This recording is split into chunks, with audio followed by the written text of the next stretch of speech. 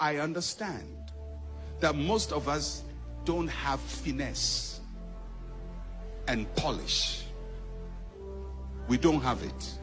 We were not born to it. Your father was not a noble. Your grandfather was not a noble. So you were brought up with street ways. Street ways can help you at street level. But when you get to throne level in the corridors of power, just the way you talk can disqualify you. The way you carry yourself, the way you wear your clothes can disqualify you, because when anybody sees you, they are checking you out, defining you, and determining what they will do after the definition. Because when people can define you, they will nullify you. You start talking, he's checking out your accent. You can say, well, this is my accent. This is the way I talk. I don't care.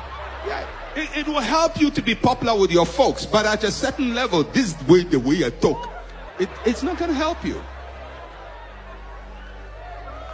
It's not going to help you. Now, I'm sure you're going to say, well, I know people, they get talk anyhow and they're still, they were rich before they started talking.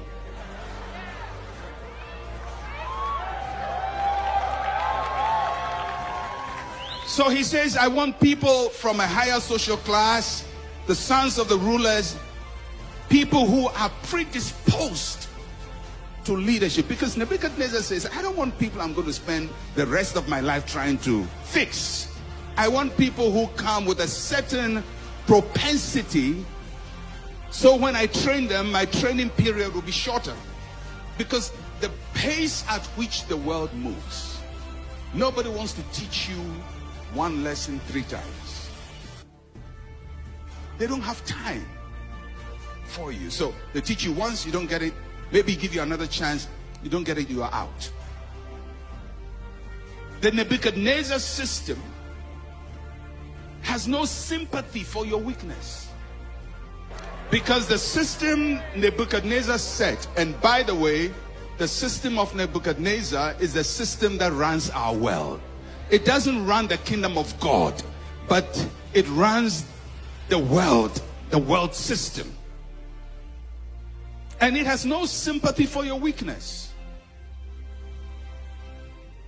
It's not going to lift you up when you are down.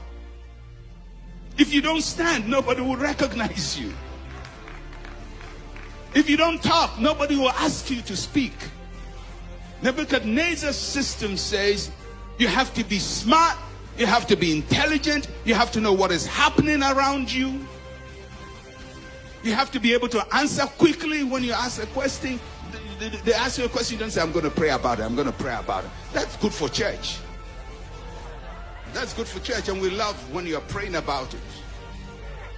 But when you are going out there, nobody cares whether you pray about it or not. They want you to give an answer immediately.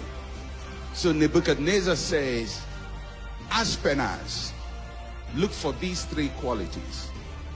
Somebody handsome, good looking, has nobility about him, smart in the head. And when you find them, pick them. The rest are slave material. Now, I'm not being cruel. I'm just telling you that's how it.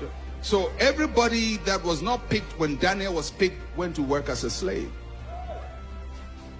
In just that one moment, people who came to Babylon have been separated into people who are perpetually going to be hewers of wood and drawers of water, and another group now have the opportunity to stand before the king.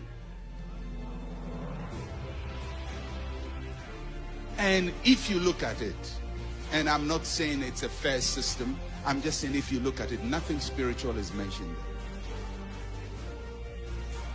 The world system has been built to exclude believers. The more spiritual you become, the more the world system is designed to throw you out. That is why we cannot just be spiritual alone. We have to be spiritual and wise. spiritual and strategic, spiritual and shrewd. So we don't become like the Israelites in Egypt, who have everything but are dominated by fewer people.